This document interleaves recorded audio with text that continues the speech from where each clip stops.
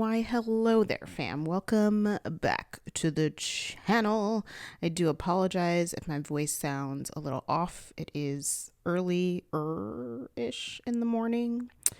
And the coffee just hasn't hit the vocal cords yet. You know, the coffee hits the vocal cords and it just hasn't hit yet. But anyways, welcome back to another plan with me. If you are new around these parts, hello. Thank you so much for clicking, my friend. On this channel, we budget plan and love us some sticky paper. So if that sounds like you, boo, you already know what to do. In today's video, I am planning for the week of June 6th, and we're using a Pride kit, friends. We're using, I feel like, the only question mark? No, Sticker Guru had a Pride kit. There wasn't a whole lot of Pride kits. I feel like maybe there was another shop that had a Pride kit, and I cannot remember what shop it is. But there wasn't a whole lot of Pride art that came out. So we are, of course, using the Pride art by Kitnish Jess, because her Pride art just she just ups her game every freaking year, and I'm just tired. So I'm exhausted. So we are using that art, and this kit is from Caress Press, and I'm pairing it with rainbow foil. So I am using some underlays from Sticky Essentials.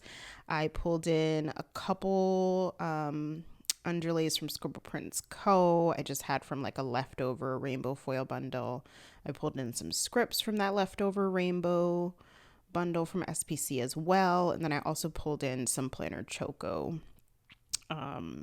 washi overlay, some Sticker Guru header overlays. There's just like basically just a whole pish posh of rainbow foil from various shops that I sprinkled into the spread, and I love it. I'm so glad I chose rainbow. I've seen a lot of people use hollow with this, which I think could also like definitely look fantastic because I've seen some gorgeous spreads, but like I feel like rainbow was the vibe, and I'm so glad I went with rainbow. I was a little nervous at first because I thought maybe it'll be too much, but I love how it turned out.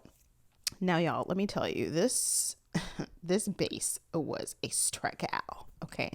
It was a struggle, and let me tell you why.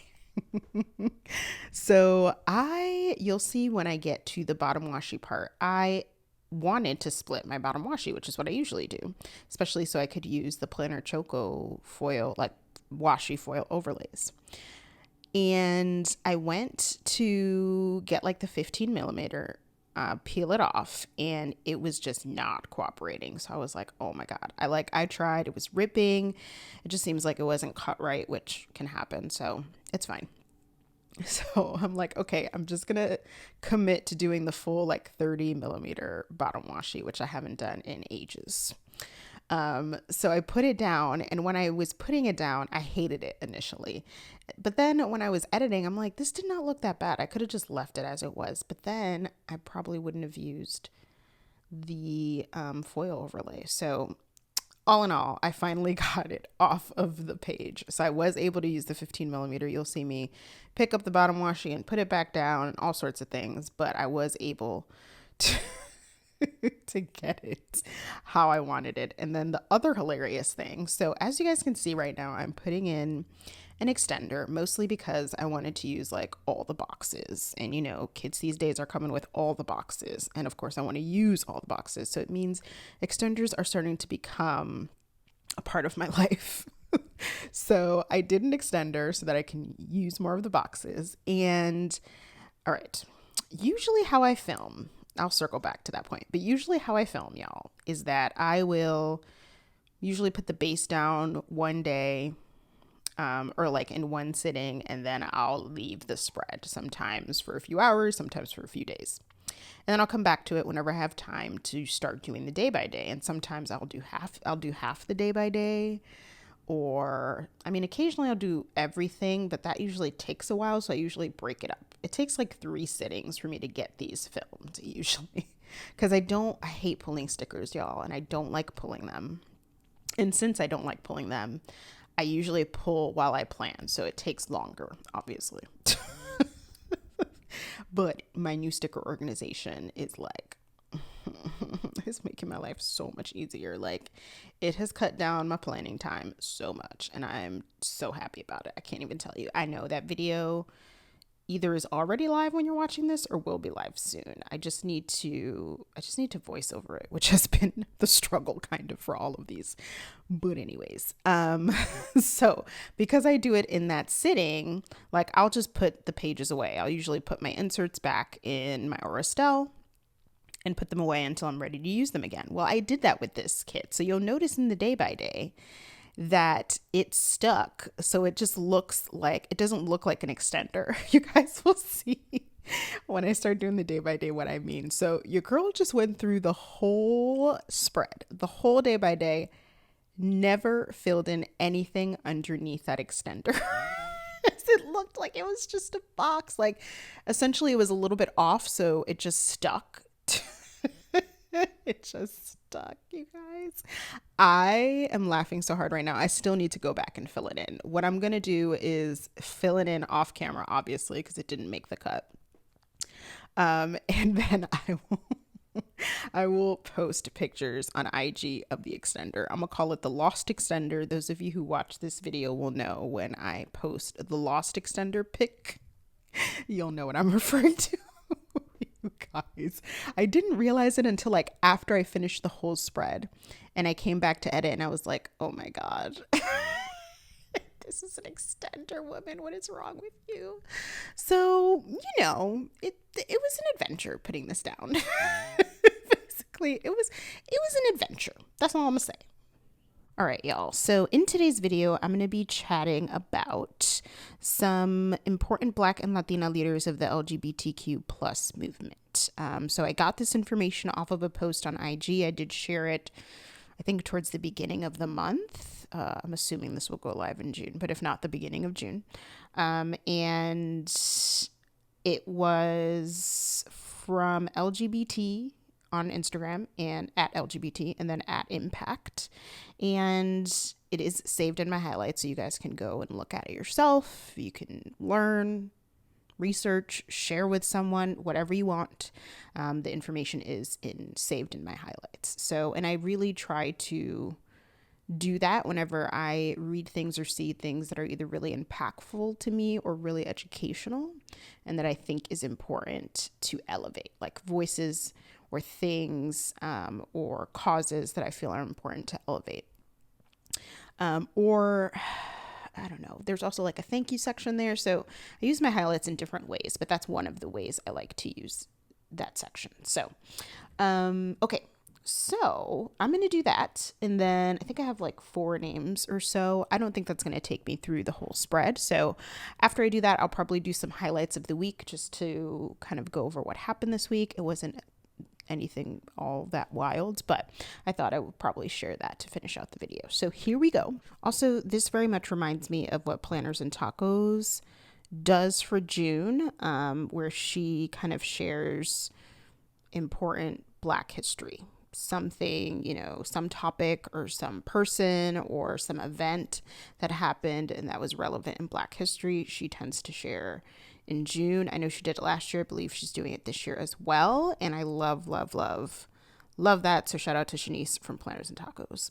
And yeah, I thought this kind of brought some intersectionality to it, especially because June obviously celebrates Pride and also celebrates Juneteenth. So ways. Here we go. So the first person is Marsha P.Johnson, who was a Black trans woman who helped lead the LGBTQ plus movement for 25 years.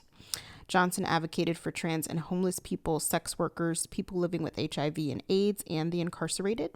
At just 23 years old, Johnson was one of the leaders of the Stonewall riots. She co-founded STAR, which is an acronym for Street Transvestite Action Revolutionaries, with trans activist Sylvia Rivera, who we'll talk about next. And it says here that STAR was a shelter for homeless trans youth. And STAR was the first LGBTQ plus youth shelter in North America and was the first organization in the U.S. led by a trans woman of color. So Sylvia Rivera was a Latina trans woman who was a lifelong trans activist, helping lead the Stonewall riots at just 17 years old, y'all. 17? Do y'all know what I was doing at 17? That wasn't it. That was not it, let me tell you. Rivera is said to have thrown the second, I'm probably going to butcher this, so I apologize, Molotov cocktail at police raiding the Stonewall Inn. Oh, okay. Sorry, I'm reading that and I'm like, okay, now I get it. Y'all, it's early. It's not that early, but still, it's morning. Rivera co-founded the Gay Liberation Front, a collection of gay liberation groups that fought homophobia, militarism. I think I'm saying that right. Capitalism, racism, and sexism. A year later, she co-founded STAR, which we just talked about with Marsha P.Johnson. Rivera advocated for a more inclusive moment that included other marginalized groups within the LGBTQ plus community, such as trans folks, people of color, low-income homeless people, or the incarcerated. Okay. Next one is Miss Major Griffin-Gracy, who is a Black trans woman who helped shape the trans rights movement in the U.S. Miss Major frequented the Stonewall Inn and took part in the Stonewall riots. On the first night of rioting, a police officer broke her jaw and knocked her unconscious before being taken into custody. Wow. Oh, okay. After being incarcerated for 5 years, she continued her work as an activist, becoming the executive director at Transgender, Gender Variant, and Intersex Justice Project. To learn more about the important work she's done for the trans community, watch the documentary Major. Oh, that I didn't know. Maybe I need to add that to my list. I wonder where I can find that. I might look that up after for y'all, for those of you who are interested, to see if it's on one of the streaming services. Okay, and then the next and last one is, again, I hope I'm not butchering this name, but I think it's Stormé DeLavery, who was a biracial lesbian and activist. DeLavery co-founded the Jewel Box Review, North America's first racially integrated drag touring company. DeLavery was the only drag king, always wearing a white tuxedo. DeLavery was at the Stonewall Inn during the riots and is said to have started the uprising. Wow. When police raided the Stonewall Inn, an officer pushed DeLavery. They punched him in the face as a result, which led to 4 officers attacking and handcuffing them. When an officer hit DeLavery, I'm so sorry, y'all, in the head with a baton, yes, the rioting began. Wow. DeLavery played an instrumental role in igniting the Stonewall riots. Oh, y'all. This stuff is so, gosh, it's just so frustrating. I become so enraged reading it, but I just think, aside from my feelings, it's important to talk about this stuff and lift these voices and learn about these people who should be in our history books and are not. And I'm annoyed about it, if you couldn't tell. Anyways, so I hope that you guys learn from that. I hope that helps spark conversation, whether with yourself or with friends or whatever it does. I hope that it helps continue the conversation, which I think is what this month is all about. Let's move the conversation forward and let's actually, take some action, maybe, anyways. That's not necessarily a plea for all of you. It's more so a plea for people in power. But we won't get into that. So what I'll do is link some relevant LGBTQ organizations down below if you guys want to either check it out for informational purposes, educational purposes. If you can donate. If you want to share on your platform, share on your platforms, whatever you want to do. I'm really going to try to get this up in June. Because obviously Pride Month. So I'm really going to try to get this video up before we hit July. So hopefully if you guys want to share, donate, or any of those things, you can do that. Not that you can't, also uplift LGBTQ voices in July or anywhere from July to June in the year. But I'm just saying. Okay, so take a beat for that. All right, y'all, we're going to transition into the week. There's not a whole lot to talk about this week, but I want to touch on 2 things. One, y'all, I finished All American season 4 this week. So good. It hit Netflix, I think, the end of last month, and I feel like it just did it randomly. Like, I'm usually really on top of when it hits Netflix because I'm like, I need to watch, I need to binge. And then I swear I just logged on to Netflix and it was like new episodes, and I was like, oh yes, yes, I'm about to get my whole life. So I binged it, and of course now, like any other time I binge a show and finish it, I feel super lost. So y'all, if you know, let me know down below in the comments, because I know there's an All-American Homecoming that I believe is still airing episodes right now. I need to know if it's like actually still airing episodes, and I am terrified of Googling because I don't want spoilers from that. So, but even, you know, when binge watching season 4, it seems like there were things, like the timeline is interesting for me, because it seems like there were things that happened from Homecoming that were like kind of grazed over in season 4. So I was like, oh, I don't remember this happening in previous seasons. This must have happened in that Homecoming show. So let me know down below in the comments if I need to start watching that. Again, I'm trying to wait for that to come on Netflix, because I've been spoiled by the streaming services. And then these streaming services now have the audacity, to not want to give us like binge content. They want us to now wait a week or however long for other episodes. And I'm like, no, excuse me, sir. That's not how we discussed this going. Like, this was not the agreement.